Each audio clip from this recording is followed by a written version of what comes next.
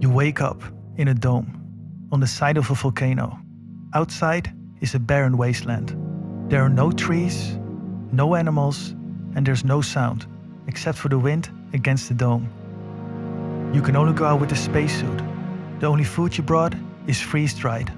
If something breaks, there's no one coming to fix it. For 12 months, this was daily life for a small crew. But this isn't Mars. This is Hawaii.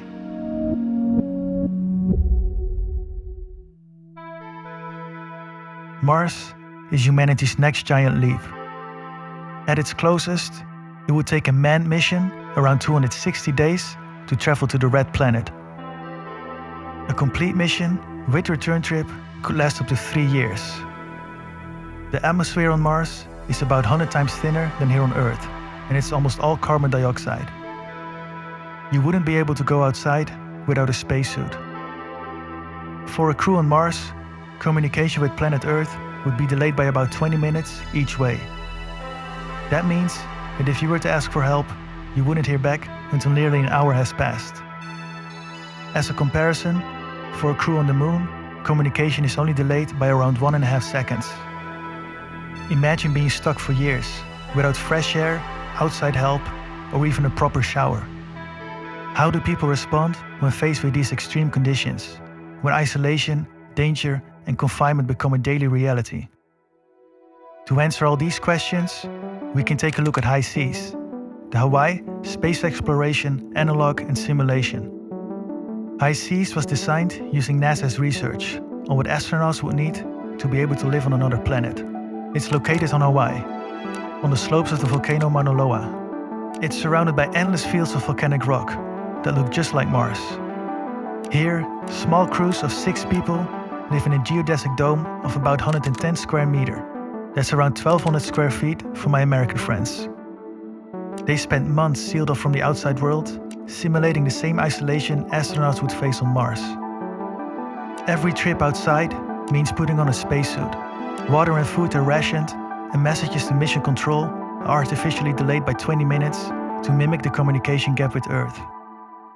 The habitat has 6 small rooms on the 2nd floor, where crew members sleep. Having a personal room is incredibly important during these long missions. Allowing crew members some privacy to decompress after a long day and to personalize their room with photos to make them feel more at home supports their well-being. In total, the habitat has 2 bathrooms, a toilet-only bathroom upstairs and the main floor bathroom with a toilet and a shower. As water conservation is a top priority, crew members are typically only allowed to shower once a week for about 60 seconds. During the year, we were in a bit of an unofficial competition to see who could take the shortest shower. I'm certain it was designed specifically to not encourage us to spend time in there, and most of us were living with a shower of about 20 seconds to a minute once a week. On the ground floor, there's a common room with workstations. Here, the crew logs research notes, exercises on the treadmill, and gathers for movie nights. The treadmill isn't just for fun. On real space missions, exercise is essential to prevent muscle and bone loss in low gravity. Connected to the common room is the dining area, where they eat together and talk about their day. It's crucial to keep people talking and to keep the group physically and emotionally together. The worst thing that can happen is everyone working in their own little room all day long. In the middle of the dome is the kitchen and pantry. Food preparation and shared meals are central to the missions. It fosters creativity and teamwork among the crew. The first High Seas mission focused almost entirely on food and provided crucial insights. Ingredients that will be essential for future space missions on Mars or the Moon will include spices, herbs, and hot sauce, but also comfort food such as Nutella, peanut butter, and margarine. At the back of the kitchen is the food and storage area. During the year-long analog Mars mission, the crew was resupplied every 4 months. This required us to plan months in advance what we would need for Thanksgiving and Christmas. And then, once we got that food, we would have to allocate appropriately so that it would last us that entire time until we got another resupply. Additionally, there's a lab for experiments and research. These research projects are not simulated, but real. They process samples collected during spacewalks. On top of that, crew members often bring their own research projects from universities. The lab is an important place for simulating what astronauts on Mars will need: the ability to run experiments without constant resupply or external help. Outside, an array of solar panels powers the entire habitat. During cloudy weather, the habitat experiences low power days, requiring the crew to reduce power usage. During the night, they use batteries. As clouds rolled in covering our solar array, we entered a low power mode, meaning that all non-essential power was eliminated. Lights turned off, devices unplugged, etc. Connected to the dome is a shipping container. This is where the water and electrical systems are, and it also acts as a garage and an airlock. Additionally, there is also space to store food here. Living in such close quarters for months at a time can be intense. When asked for advice, Christiane Heinicke, a crew member of the year-long Mars mission, said, "One of your biggest enemies is boredom. The other big enemies, of course, are the rest of the crew."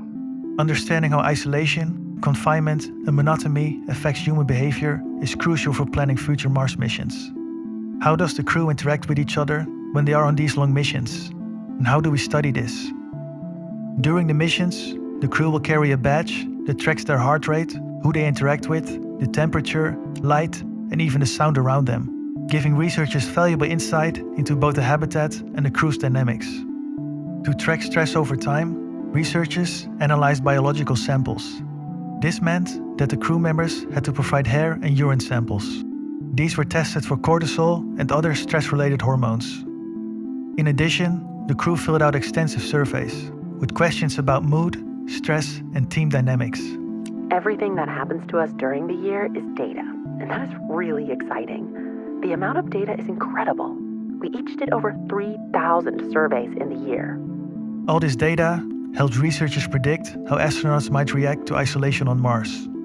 Providing this kind of data is the main objective of HI-SEAS. HI-SEAS isn't the only project studying human missions to Mars. In Utah, the Mars Desert Research Station lets crews live in a dome and test daily operation on desert terrain. Up in the Arctic, Flashline Mars Arctic Research Station challenges crews with extreme cold, isolation, and months of darkness. In Arizona, the SAM station inside Biosphere 2 studies life in a fully sealed habitat, including how people live, work, and grow food in confined spaces. Each of these habitats are different, but they are united in the one question they're all trying to answer: to understand how humans can survive, work, and thrive on another planet.